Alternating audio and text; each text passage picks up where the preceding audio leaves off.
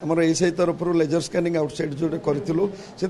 सरकार संपूर्ण अवगत अच्छा से जहाँ जहाँ दरकार सरकार कर चली बर्तमान जो कमिटी होती से जो एसओपी करेंगे से एसओपी अनुसार सरकार निर्देश अनुसार पूर्त विभाग मंदिर प्रशासन एसआई समस्त मिलमिशी जहाँ दरकार समस्त करेंगे। गुंडीचा मंदिर में बहुत प्रकार मरामती आम विगत वर्ष आर वर्ष टू एपर्यंत करूँ। जगमोहन में बहुत मरामती करूँ। सिलिंग बहुत गुड़े रट आयरन बीम डैमेज होता को स्टेनलेस स्टील बीम रिप्लेस करूँ। नाटमंडप भितर बहुत गुड़े मरामती करूँ। ता छड़ा टेम्पोरारी एसी जमी आरथर लगी गल एथर टेम्पोरारी एसी व्यवस्था करूँ। फ्लोर आउटसाइड परिक्रमा फ्लोर ओबीसीसी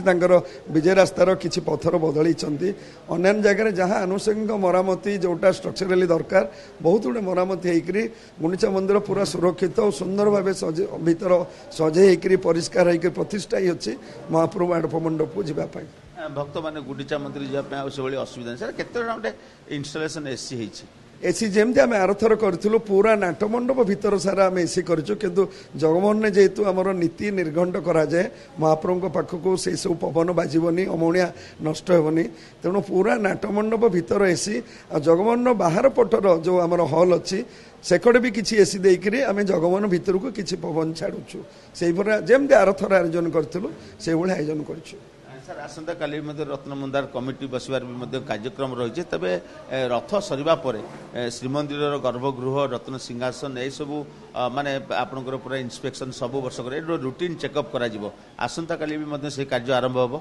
आमर प्रतिवर्ष महाप्रभु जो रत्न सिंहासन छाड़ी गुंडीचा को आसती आमर एएसआई पूर्त विभाग मंदिर प्रशासन joint technical team joint inspection करती गर्भगृह तल महला और प्रथम महला इन्स्पेक्शन हुए जगमोहन इन्स्पेक्शन हुए नाटमंडप इन्स्पेक्शन हुए से जहाँ माइनर रिपेयर केमिकल क्लीनिंग जमी आरथर मूषार किसी उपद्रव थिला जहाँ जहाँ दरकार माइनर मेजर रिपेयर सहित केमिकल क्लीनिंग कनकमुंडी रंग बहुत किसी कम आम करूँ 7 दिन रे सुनावेश दिन प्राय आम सारे को चेष्टा करूँ अधरपणा भितर आम पुणी मंदिर को आम प्रशासन को हस्तांतर करूँ से काली जॉइंट इन्स्पेक्शन अच्छी 10:30 जॉइंट इन्स्पेक्शन आमर जो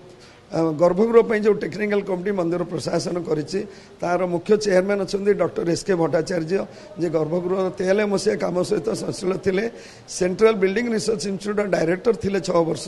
आईटी खड़गपुर डेप्यूटी डायरेक्टर थिले सी निजे खाली आसुचंती तो आमर पूरा पूर्त विभाग मंदिर प्रशासन एसआईर टेक्निकल और केमिकल टीम जॉइंट इन्स्पेक्शन कलापर तापर आमर गोटे मीटिंग करिकि जहाँ जहाँ प्रायोरिटी वर्क 7 दिन दरकार सेटा आम कालीठू आरंभ करूँ से समस्त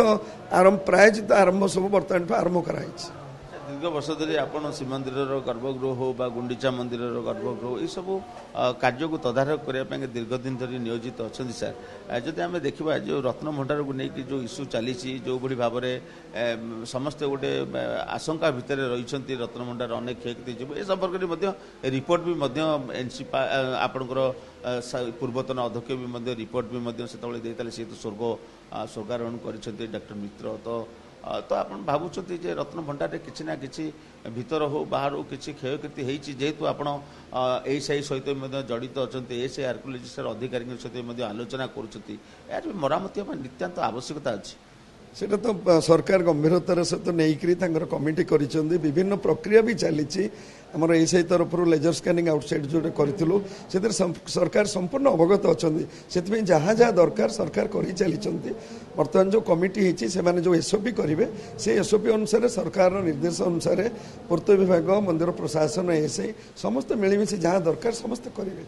आपंकर भी अनेक अभिज्ञता अच्छी रत्न भंडार रे तो मरामती निश्चित भाव में गोटे पार्ट आ गोटे हूँ रत्न भंडार सब रत्न अलंकार को बाहर को काढ़ा श्रीमंदिर भितर आउटसाइड रे माने आपणकर बाहर बेड़ारे एमतीका किसी जगह कर प्रॉपर सुरक्षा भितर कड़ा सुरक्षा भितर महाप्रभुकर रत्न गणा रखी ताकू गणतिमणति करने व्यवस्था हवापाई व्यवस्थित कर कि सेटा बर्तमान सरकार जो कमिटी करिसेंती से बहुत